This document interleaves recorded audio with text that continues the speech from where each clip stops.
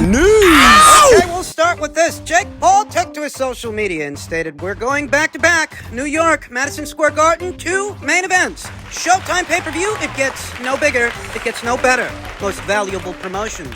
This is confirmation of what I told you guys immediately after the Taylor versus Serrano fight, that I wasn't expecting to see an immediate rematch. What I was expecting was that Amanda Serrano would use the synergy created from that fight. I was expecting that Amanda Serrano's next ring appearance would be on the undercard of Jake Paul's next fight. Regardless of where it landed, whether it was on the Showtime or DAZN platform, regardless of where, I was expecting to see Amanda Serrano again in the near future on the undercard of Jake Paul's next fight. And that appears to be the case, as Amanda Serrano herself says, "My blood is 100% Puerto Rican, and my borough is all of New York." August 6th, 2 main events. I'm back at my natural weight, defending my belts. This time, I'm not letting the judges decide. This is what I told you guys would happen. I said it immediately after the Katie Taylor fight, that I don't expect to see an immediate rematch. What I expect is that Amanda will use the attention and the buzz that fight garnered. And there's nothing wrong with that, by the way. Amanda Serrano now has the kind of marquee value and notoriety that's been missing from her career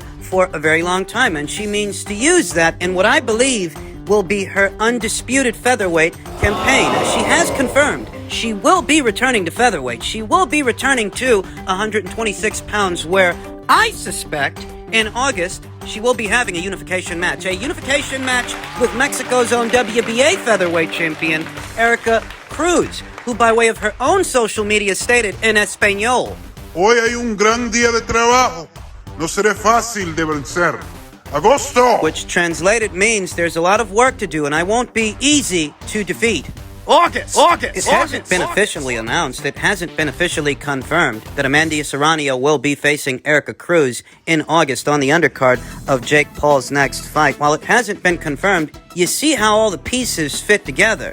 That Erica Cruz is saying she'll be back in August. same month as Amanda's return to action, but not just her return to action, her return to the featherweight division. I don't think this is a coincidence. I don't. I think that Eddie's been saying it for some time now, that the Serrano people want to go their own way and do their own thing. we talked about it here on the channel, how Katie Taylor's supposed to be back in action the following month in September in her native Ireland at Croker Park against an opponent that has yet to be announced. I said it before that. I said it beforehand. I'm not expecting an immediate rematch. I'm going to be honest. I'm okay with what's going on. I'm okay with what's happening. In an immediate rematch situation, I'd actually favor Katie Taylor to win in more convincing fashion than she did in the first fight, where she was badly hurt and came very close to being stopped. Katie Taylor is she's the kind of fighter that in a second fight can make the adjustments to prevent that from happening. Very dramatic round in her fight with Amanda Serrano, where Amanda looked like she came very close to stopping Katie, and Katie did rally back. She did get back in the fight, though it took some time to do it, as she was badly hurt. And she did enough on my card to secure it, though not everyone else. In a second fight, she'd make the adjustments to where she don't get hurt the second time out. Kind of like what we saw in the first Delphine Persoon fight and the subsequent Delphine Persoon rematch. Katie is a fighter with 2 base styles, 2 primarily: the pure boxer that can stick and move and pot shot And fight responsibly. and the boxer puncher that's looking to mix it up mid-range to inside, that isn't afraid to bang in the booth. She's got 2 base styles, 2 primarily. And if she were to fight Amanda for a second time, she'd be more the pure boxer than the boxer puncher. Because now you know firsthand what Amanda's got. You know firsthand that she can hurt you if you give her the opportunity. So you deprive her of that and beat her on points. Beat her decisively. I'm not surprised Amanda wants to go in another direction. She fought Katie Taylor in what was a non-stop thrill ride of a fight in her native New York City. In that fight, Amanda Serrano actually had home field advantage, not Katie Taylor. But it was Katie that secured the W. It was Katie that won on points. Amanda probably doesn't like her chances abroad, in Katie Taylor's neck of the woods, in Katie Taylor's home turf, in Ireland. Well, the fight still is a big money fight, but Katie will have the advantage. Home field advantage. You couldn't win a decision in your own neck of the woods. Fat chance of that happening in hers. No, I'm not surprised that Amanda and Jake, they want to go in a different direction. And if this turns out to be a unification match she's having in August, if this is her resuming her campaign to become her division's undisputed champion, I'm not against it. Serrano versus Cruz is an excellent fight. Erica Cruz, an according to Hoyle, mid-range to inside, unorthodox pressure fighter who hails from high-altitude Mexico City. I'd give her very good odds to dismantle the only other champion at this weight, Denmark's own Sarah Mahfoud, who holds the IBF title. In that way, this really is a number 1 versus number 2 featherweight. Number 1 versus number 2. At least in my eyes. Amanda Serrano, in some ways, is a fighter that has 2 base styles as well. She really is more boxer-puncher than pressure fighter, but we've seen that Amanda, she can apply pressure. She can squeeze the other girl with her volume and body punching. Stylistically, she's got the drop on Erica Cruz. Erica, and according to Hoyle, mid-range to inside pressure fighter. Not only can Amanda fight fire with fire, but she can alternate. She can alternate from being the aggressor to being the defender. She's certainly got the edge in power. We have now seen that her power carries all the way from featherweight all the way up to lightweight. I think she'll have more than enough firepower to fight Erica Cruz off if Erica gets froggy. There's a good chance she will. She's a pressure fighter. That's what they do. This fight hasn't been confirmed. It hasn't been officially announced, but given how all the pieces are falling into place, that Amanda's coming back in August and Erica's saying she's coming back in August as well, you get the sense that this is the fight. And I like it. I think this will be a more entertaining fight than Serrano versus Mercado or Serrano versus Gutierrez. I don't think that Erica Cruz is going to try to become a completely different fighter overnight for this fight. I think she's going to go in there, stay in character, and do what she does best. Come forward and let him go. And while that may not work out for her, it does make for a very entertaining fight. You know what it might get her? It might get her stopped. Yamileth Mercado, who moved up from 122 to 126 pounds for her fight with Amanda, she was able to go the distance because she wasn't coming right at Amanda the way she normally comes right at her other opponents. No, she was moving away, moving lateral. I don't think Erica's going to do that. No, I think Erica's going to stay in character and apply pressure. She's going to do what she does best, and she's going to stick to what she knows. And what she knows how to do is come right at her opponents, best foot forward, crowding them and swinging for the fences. Well, what might have worked in the past won't work with Amanda. Let's not get ahead of ourselves. Let's see if it's Erica Cruz that Amanda Serrano's going to be fighting in August. In other news, on the heels of Naoya Inoue's big win over Nonito Donaire in their rematch, his stellar second-round knockout, the people over there at ESPN have so decided to update their pound-for-pound rank standings, and Naoya Inoue has gained ground. ESPN ranks him at number 2. Ring Magazine ranks Naoya Inoue at number 1. These updates to these popular periodicals' rank standings have caused widespread debates and discord in the boxing universe, the boxing community. Some people feel that ESPN's list, it doesn't make any sense. If Tyson Fury announced his retirement, why is he at number 5? And why is a heavyweight on there to begin with, when traditionally, heavyweights don't belong on pound-for-pound lists because they're not for them. They're not for career heavyweights. A pound-for-pound list in a traditional sense is for the naturally smaller fighters, not the more popular heavyweights. You will notice that Alexander Usyk is ranked behind Tyson Fury, but Alexander Usyk, he's not a career heavyweight the way Tyson Fury is. He's a cruiserweight that moved up in weight, and a lot of people feel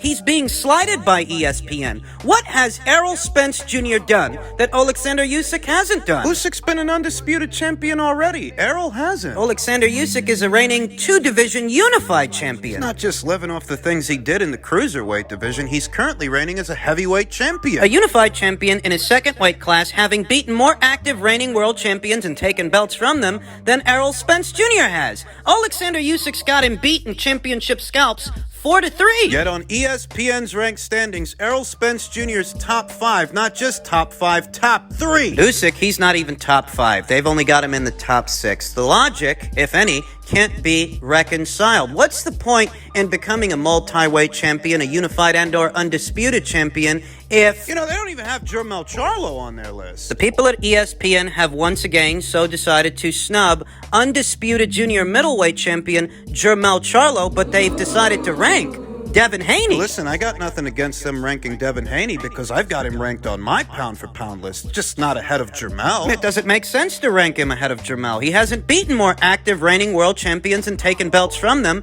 than Jermell has. Jermell's got him beat. 3 scalps to 1. They've still got Vasyl Lomachenko on there. I understand that the people at ESPN's criteria may differ from mine or yours, but, on my list, you've got to be a champion. You have to have a belt just to be up for consideration, much less ranked, and Vasyl Lomachenko doesn't have a belt right now. He's not a champion. Stellar wins and stellar performances that he might have put on against Richard Comey and against Masayoshi Nakatani. Those are all guys that Teofimo Lopez already beat, and Teofimo Lopez is the man who beat him. So all he's got to do to stay a pound-for-pound fighter is beat guys that Teofimo already beat, even though Teofimo already beat him. Ring Magazine's pound-for-pound list ain't no better. They have Naoya Inoue ranked in as number 1. I've already seen dispute and discord in some circles over that, but the glaring inconsistencies are how they have Errol Spence Jr. ranked in the top 5. He's never been an undisputed champion. Josh Taylor and Jermell Charlo, they've accomplished that. He hasn't. And for having not accomplished what they have already accomplished, an undisputed campaign that's taking Errol Spence Jr.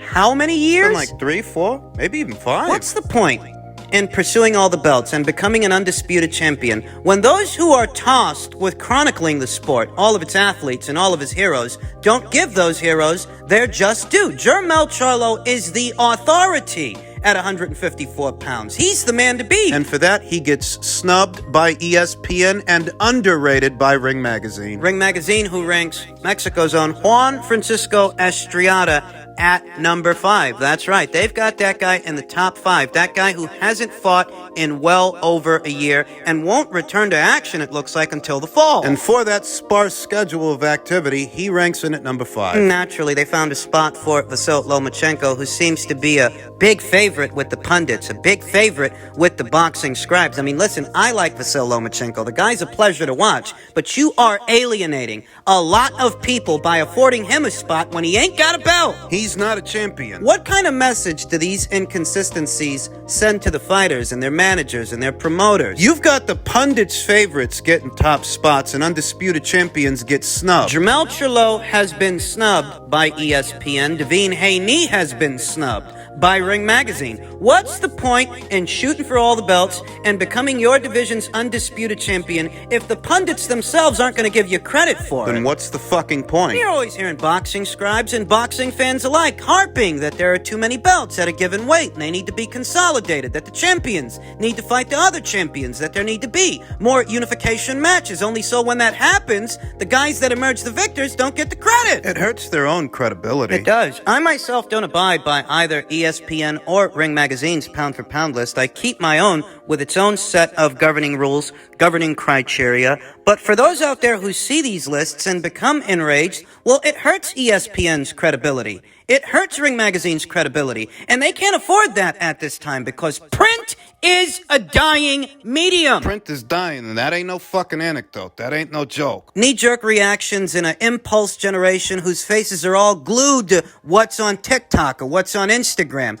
People aren't reading as much as they used to. It don't help Ring Magazine or ESPN's situation on that when people stop and look at how they rank these fighters, they just end up hurting their own credibility because the logic applied is illogical and these lists are consistently inconsistent. Do you know anything about this? Is this something that you... December?